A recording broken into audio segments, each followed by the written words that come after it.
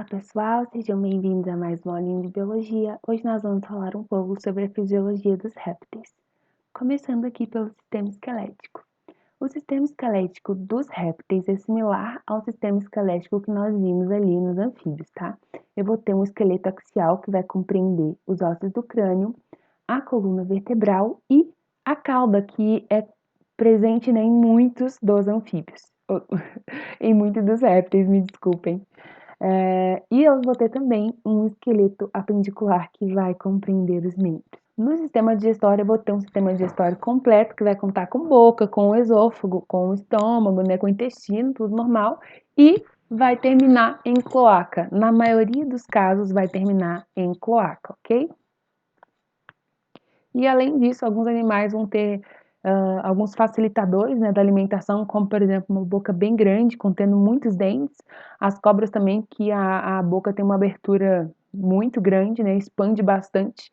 E no caso das serpentes, nós temos também o diferencial que a maioria delas vai possuir peçonha, né, para paralisar sua presa, para que elas possam se alimentar tranquilamente. No sistema circulatório, nós vamos começar avaliando o coração dos répteis. A maioria dos répteis vai ter um coração tricavitário, com 2 átrios e um ventrículo. Lembrando que os átrios sempre vão receber o sangue vindo de algum lugar e os ventrículos sempre vão emitir o sangue para algum lugar, tá? No caso dos répteis crocodilianos, eles vão ter 4 cavidades, tá? Esse coração é tetracavitário, mas com um diferencial. Eu tenho aqui 2 átrios e 2 ventrículos. O que separa esses ventrículos é um septo, tá? Então, esse septo começou a surgir, se desenvolveu e está dividindo, né? Compartimentalizando esses 2 ventrículos. Mas esse septo ele não é completo, como acontece nas aves e nos mamíferos. Então, fica um resquício aqui de comunicação que é chamado de forame de Paniza. E através desse forame, então, o sangue venoso se mistura com o sangue arterial, mesmo nos crocodilianos. Então, aqui nos demais répteis, eu tenho mistura direta de sangue porque não existe nenhum septo. Mas aqui nos crocodilianos, embora já existam 4 cavidades, ainda existe a mistura de sangue arterial e sangue venoso, porque existe um forame que comunica os 2 ventrículos, tá bem? Então, aqui um outro desenho mostrando a mesma coisa, né? Aqui no coração dos répteis em geral, não existe, né, um septo propriamente dito, então esse sangue se mistura a Levante. Nos répteis crocodilianos, vocês veem que esse septo é bem constituído, porém ficou um foramenzinho aqui, ó, como resquício, e acaba misturando pouco, mas ainda se mistura. Isso diminui muito a eficiência, né, da circulação. Então, tá aqui o nomezinho, forame de Paniza, e por mais que seja tetracavitário, ainda existe a mistura de sangue, ok? Então, tá.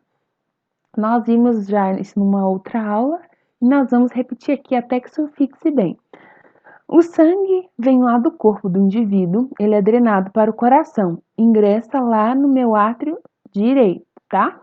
Do átrio direito, ele escoa para o ventrículo. Do ventrículo, ele é bombeado para os pulmões até chegar aos capilares pulmonares, onde vai ocorrer a hematose, a troca gasosa.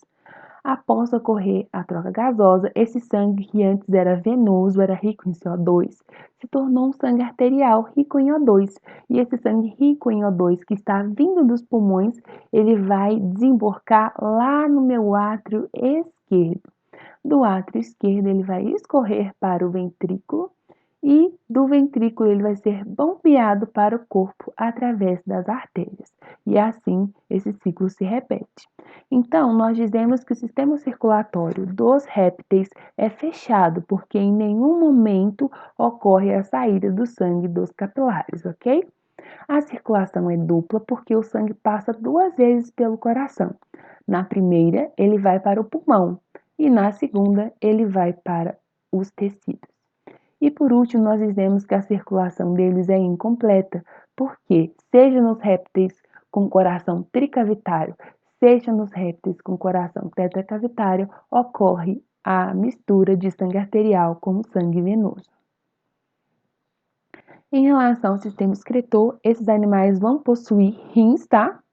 Que vão drenar, então, o sangue, vão produzir a urina, que vai desembocar lá na cloaca, e a excreta nitrogenada desses animais é o ácido úrico, tá bom?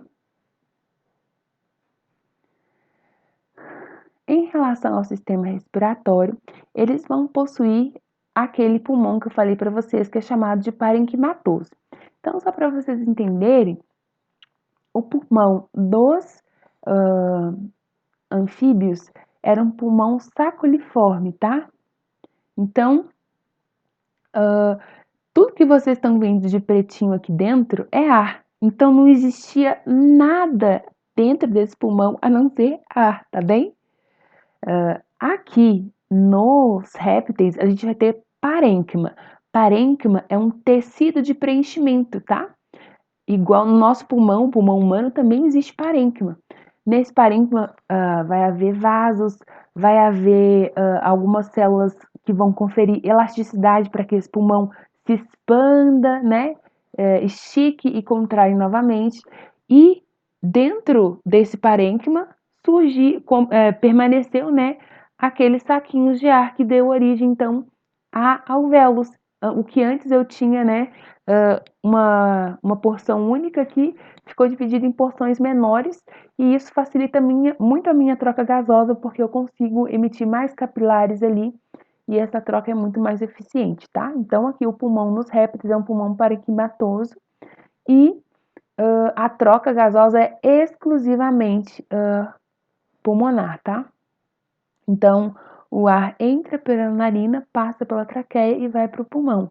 E junto, né, ali no meu esqueleto axial, eu vou ter as costelinhas que vão delimitar até onde esse pulmão vai expandir e vai retornar, né? Além de protegerem também, né, o pulmão. Em relação ao sistema reprodutor, eu gostaria que vocês prestassem atenção, porque tem muita coisa interessante aqui. Primeiro, aqui eu coloquei essa imagenzinha para a gente se recordar, né? Eu vou ter o embrião, em volta do embrião eu vou ter o âmnio, que é aquela proteção, né? Contra choques mecânicos, né? Aquele amortecedor hidrostático. O alantoide, que vai conferir tanto a excreção quanto a troca gasosa. Aqui na gêmea é onde está o vitelo, né? Que vai nutrir esse nutriente. Envolvendo todos esses anexos embrionários, a gente tem o córeo, que não está escrito aqui, mas ele envolve tudo aqui ao redor, né? E depois nós temos a casca. E aqui fica a albumina, né? Que é a parte da clara, que futuramente também será consumida. E aqui para a gente lembrar que nos répteis nós temos todos esses anexos embrionários, com exceto da placenta, porque os únicos indivíduos que possuem placenta são os mamíferos. Sempre lembrando, né, que na zoologia é muito importante essas comparações, tá? E assim, esse ovo, ele surge da fecundação, tá? Então, o que vai acontecer? A fecundação vai ser interna, tá? E vai surgir, então, o zigoto, que vai se desenvolver dentro de um ovo. Esses animais podem ser ovovivíparos, quando esse ovo permanecer dentro da fêmea até prestes o nascimento, né, quando esse ovo eclode e esse animal nasce, ou eles podem ser ovíparos, quando logo após o surgimento do ovo, a fêmea já põe esse ovo e o indivíduo se desenvolve totalmente fora do corpo da mãe.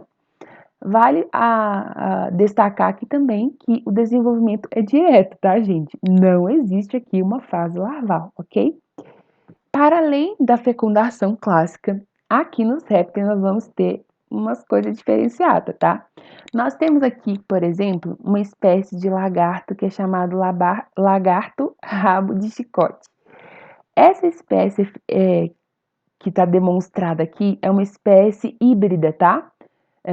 Nós temos diversas espécies desse tipo de lagarto rabo de chicote e quando duas espécies diferentes cruzam, elas formam uma espécie híbrida, tá? Essa espécie híbrida, ela é fértil, só que ela não faz aquela fecundação clássica. ela vai fazer uma reprodução através da paternogênese. Nós já vimos lá nas primeiras aulas, nós tivemos até como exemplo as abelhas, que fazem paternogênese. A paternogênese é aquele tipo de reprodução onde vai surgir um zigoto sem a presença de um macho. Então, a fêmea vai pôr o seu óvulo, esse óvulo vai se desenvolver mesmo não tendo sido fecundado.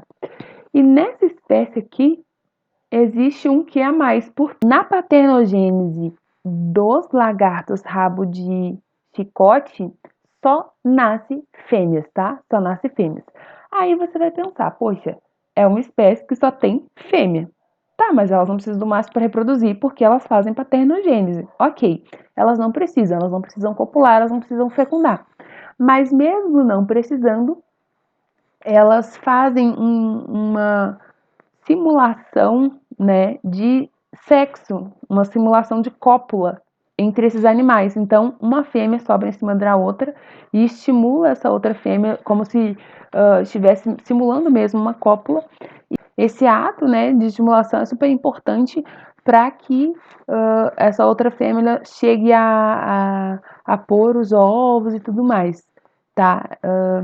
É isso. Nós temos aqui o dragão de Komodo, que é um réptil que também faz paternogênese.